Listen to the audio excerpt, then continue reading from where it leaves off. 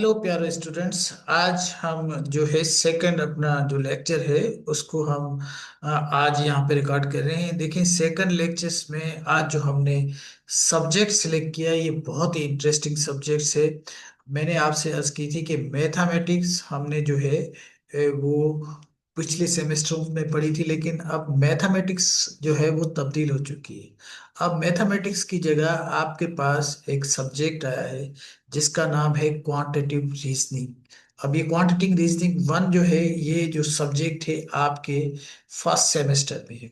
अच्छा, इसमें चीजें बड़ी इंटरेस्टिंग है। अगर किसी बच्चे में थोड़ा सा भी इंटरेस्ट है इन चीजों को पढ़ने के लिए, अगर वो ये सब्जेक्ट्स पढ़ता है, आई रियली अप्रिशिएट एचईसी के उसने इतने अच्छे अच्छे सब्जेक्ट इसमें डाले हैं। और अगर ये बच्चा कोई पढ़ लेता है तो वो बहुत सारे काम कर सकता है, उसमें बहुत सारी अंडरस्टैंडिंग डेवलप हो सकती है। देखें, पहले तो है बेसिक बेसिक मैथमेटिक्स, जो ये हम पहले ही करते थे।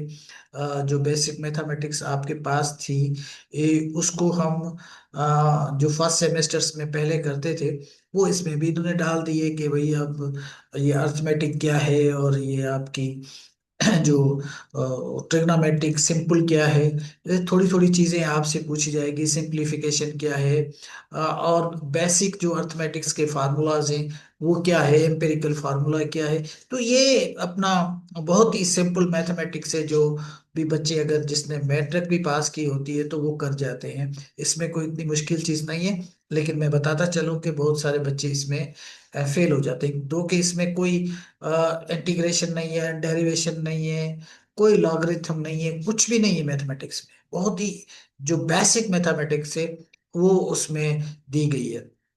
अच्छा देखें, रेशियो एंड परसेंटेज।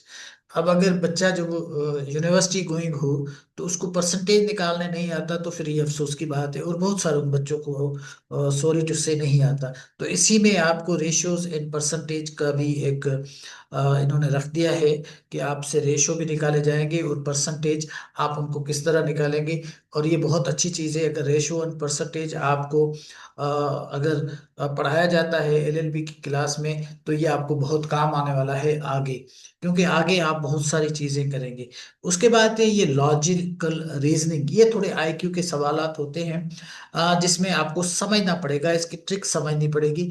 लेकिन लॉजिकल रीजनिंग आपको आगे चलकर बहुत ही काम आएगी, क्योंकि आगे भी आप जब सवाल करते हैं अपने अपने किसी क्लाइंट से, या आगे जाकर आप जब आर्ग्यू करते हैं कोर्ट में जाकर, तो आपके पास लॉजिकल रीजनिंग होनी चाहिए, रेशनल रीजनिंग होनी चाहिए।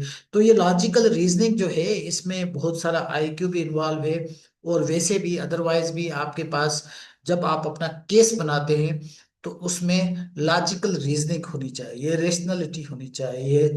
और उसके अलावा आपके पास ऐसी चीज होनी चाहिए कि आपको कोई चैलेंज ना कर सके। अगर चैलेंज कर सके कि you should have such answer and you should have such reasons, कि उसको आप किस तरह रेशनली जवाब दे सकते हैं।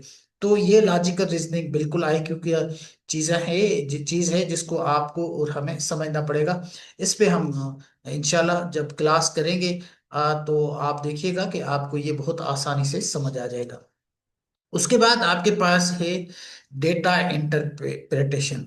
अब डेटा इंटरप्रिटेशन क्या है? डेटा इंटरप्रिटेशन जो है ये एक ऐसी चीज है जो अगर आपको आ जाती है तो आपको किसी असिस्टेंट की जरूरत नहीं पड़ेगी। जब आप अपनी लास्ट में जब आप थीसिस जमा कराएंगे तो आपको कोई प्रॉब्लम नहीं होगा। देखें, डेटा इंटरप्रिटेशन के लिए आजकल बहुत सारे सॉफ्टवेयर भी हैं, लेकिन कम से कम जो बंदा अपनी थीसिस तैयार करता है किसी चीज की, को प्रोजेक्ट्स की, तो उसमें जो डेटा आता है तो कम से कम उसकी तो वो इंटरप्रेट कर सके ना उसको।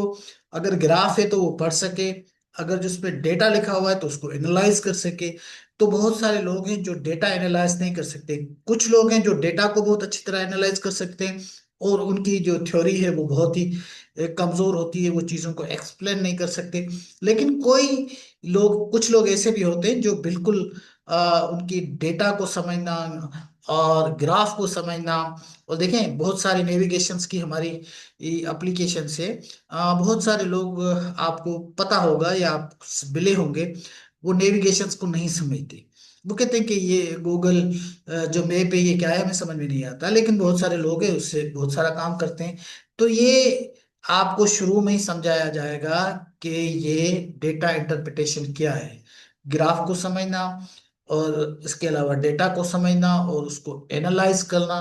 अब भाई अगर आपके पास लाखों में डेटा है तो उसको एनालाइज कैसे किया जा सकता है, तो उसकी रीजनिंग क्या होगी, उसको किस तरह आप जो है जस्टिफाई करेंगे जो आपके पास डेटा गया दिया गया है।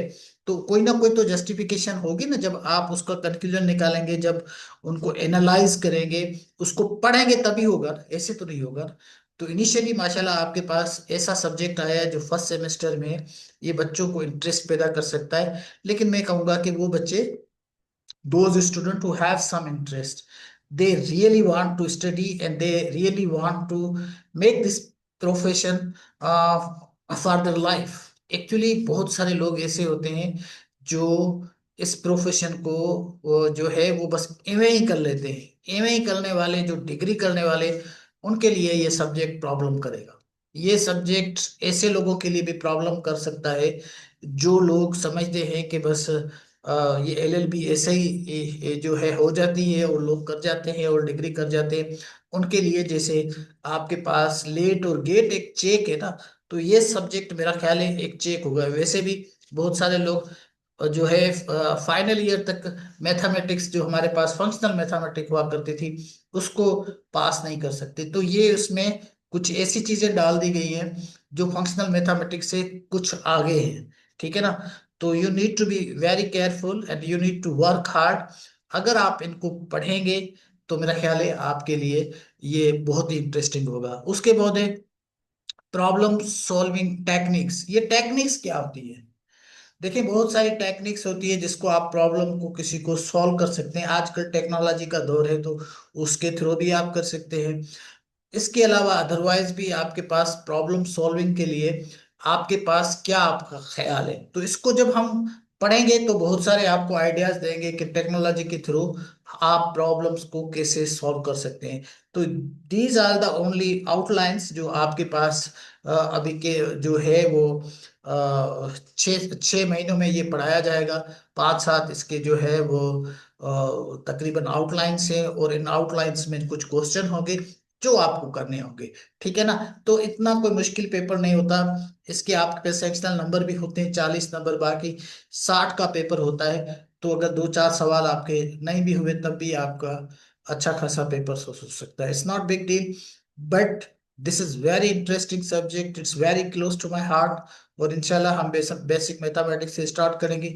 जब आगे वाले लेक्चर आएंगे तो उनमें एक एक टॉपिक को हम लेंगे और उस पे हम अपनी जो क्लासेज है वो लेना शुरू कर देंगे।